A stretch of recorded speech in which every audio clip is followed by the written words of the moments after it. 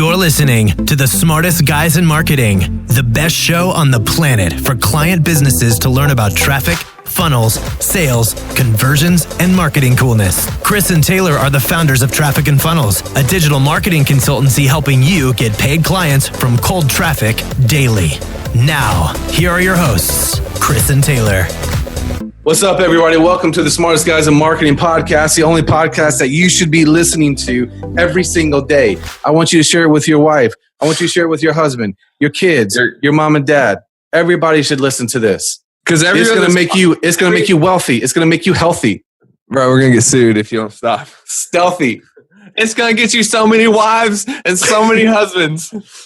What are you talking about today, bro?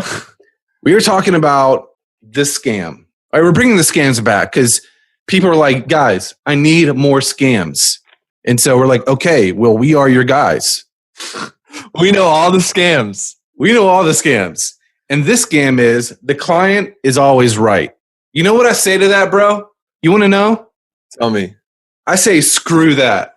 Screw that scam. All right, that was such a letdown. You're like, you want to know? Do you really? Cuss, bro. This is a. Do you really want to know? Do you want to know more than anything else? Screw that. Screw that, guys. So why is this a scam? It's bullcrap, man. Everybody, like growing up, even my dad told me, Chris, the customer's always right. And I just felt inside, I was like, no, man, that can't be right. But I believed him. As a 4-year-old, just thinking, no, Dad, that's not right.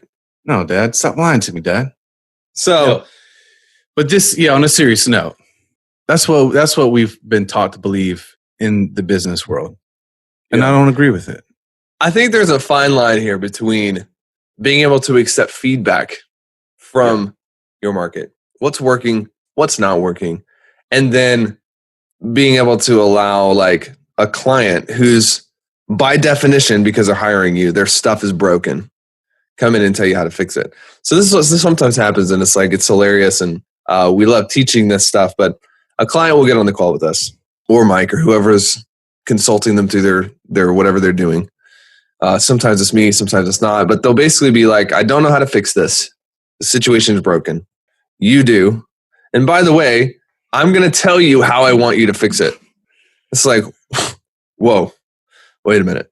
It's like going to the doctor and being like, I don't know what's wrong with me, but something's not right.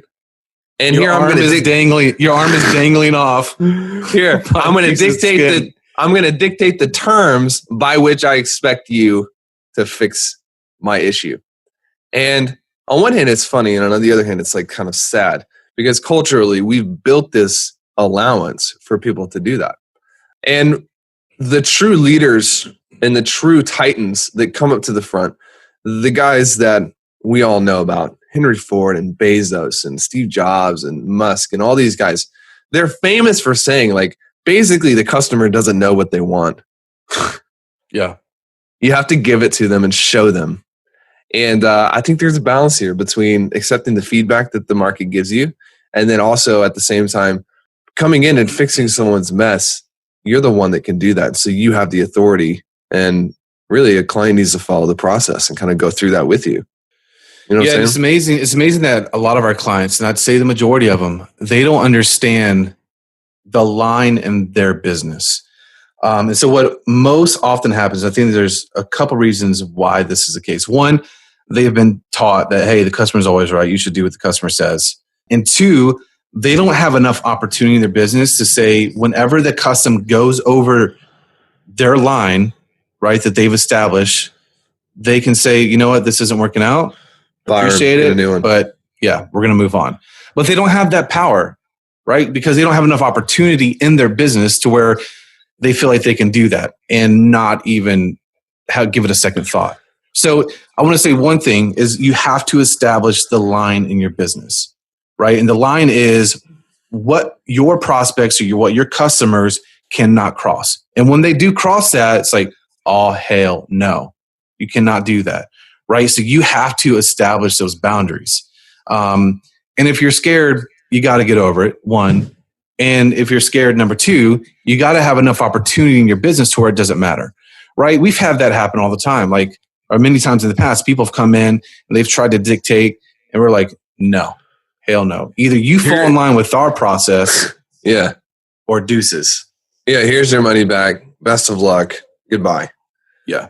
Which requires a stream of people coming in to be able to do that. Yeah. Because I think if not, it creates turmoil. Like that customer, that client, if you basically bend to their will, then it just brings chaos because it breaks your system.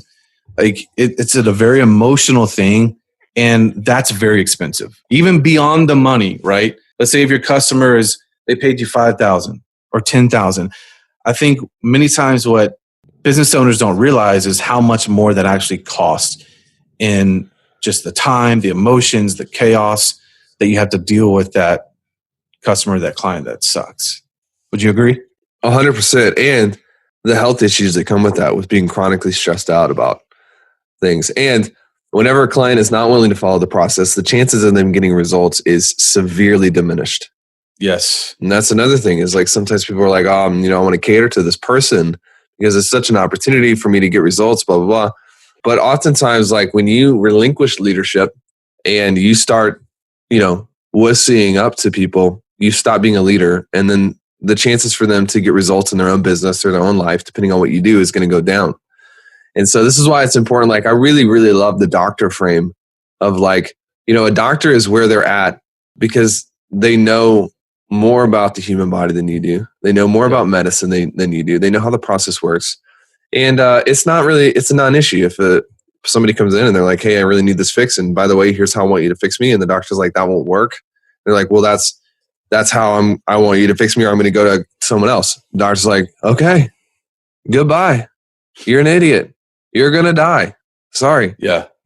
It's not like, oh, and then that doctor just like, starts, bitching and moaning. And it's like, I'll do whatever you want me to, because then that doctor is going to get sued for malpractice. And then it's the same thing in your business. It's the exact same thing. And then more on that, when you do cater, most of the times, those clients are going to be the same clients that kind of take advantage of you. Yeah. As well. Yep. And I think this is harder for me than for Chris. I think sometimes like, when someone, maybe they're launching a consulting offer, or maybe they're expanding their client business where they've done for you and they want to start doing consulting, for example, or vice versa. They might not have like absolute confidence in themselves just yet. Right. So I think you can be a little bit fluid, but still have boundaries when you're starting out. So when we started with our consulting offer, it was a beta program. Like we didn't just have it completely fleshed out. We knew that we could help people get results. But even within that, we still have boundaries. Like we wouldn't let clients just call us at all hours of the nights and just push us and, tell us what to do.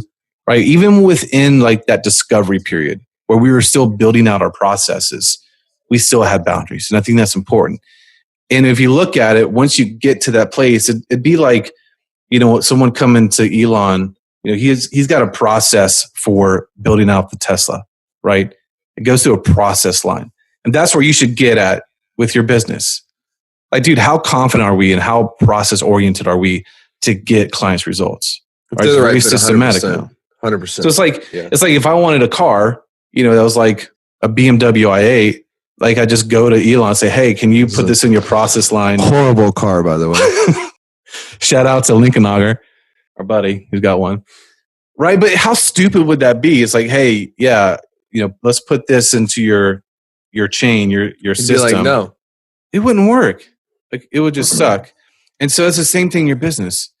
But if you don't have that process built out, then obviously you have issues. So what if people are in a place where it's like, I've been doing this wrong and I didn't hire you guys like I knew that I should have, like mommy and daddy told me to. No, I've been doing this wrong. Like, how do I fix it? I've been getting taken advantage of. I've been in this position you're talking about. What's the solution? What's the key? Get on the phone with us. Yeah. Well, here's the thing. Like, if you've already tried to do it yourself and it's not working, you might not understand what the boundary should be. So someone who's done it really well, that is going to be the best way, right? But if not, whatever your situation is, hopefully you're just not dumb, right? Or just being cheapskate. But if just your situation is not like actually allowing you to connect with us, then you just have to understand. And I think one of the big points is what's going to elevate your stress and what's going to break your system. Like, I think stress is a really, really important thing that you have to use as a barometer. And if you have a client to where you see an email from them, you see a message from them, you see a text, and first of all, if you're seeing anything in all of those locations, something's wrong, right? But if you see that and you get like a sick feeling in your gut, probably a good indication that that's not the client you want. That's right? a great point. That's like, oh my God, I see that message. I'm like, want to throw up. Like, I haven't even read it yet, but I just see their name pop up. I'm like, oh, frick. And so, we talk, and you know, Taylor, we're really starting to work on our health, and creating a good environment health-wise, and making sure that our stress is very low, because we want to live past like 70, right? And I'd say that's because you're almost there. I'm knocking on the door, basically. You need to get it in gear, bro. But stress is a really important thing that I don't think enough people talk about, and how to manage that. And I'd say that's one of the big things that you should look at. Yeah. So opportunity volume, getting into a place where, whether that's us or somebody else who can help you bring in that consistency and predictability, that's going to help you be able to make these decisions wisely and effectively. And then sometimes, man, you just need to cut it loose, cut the noose. You Kill like the that? goose. Kill the goose, let it go, and get into an environment like maybe, our crew on Facebook, and get around people who have this thing down so that can start bleeding over to you. And we have a focus on new opportunities. And there are times when we will let a client go and we'll say, you know what, this isn't a great fit, because we have the ability to focus ahead, not backwards, and being able to focus on the new stream of people coming in. And you really got to have that in your business to set this up appropriately. The worst feeling, the worst memory I have from freelancing is having a client. It was a girl. Her name starts with a C. You know who I'm talking about. Having a client who was an idiot, being rude to me, and I could not fire her because I didn't have anybody else in place behind her. Yeah. I will never go back to that place. Worst feeling in the world. Yeah. Having to take someone because you need the money, but it's not a good fit. I'll never go back there.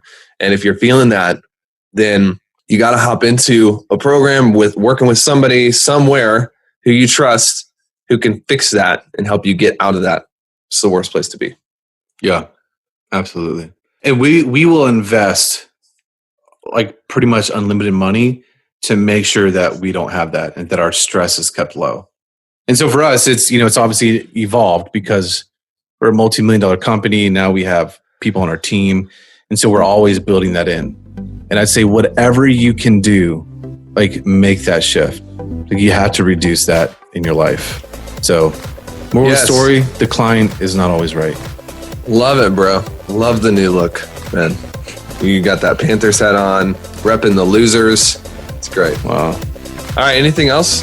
That's it. That's all I got today. All right, y'all. We'll see you next time for The Raw Bull. Peace. This is thepodcastfactory.com.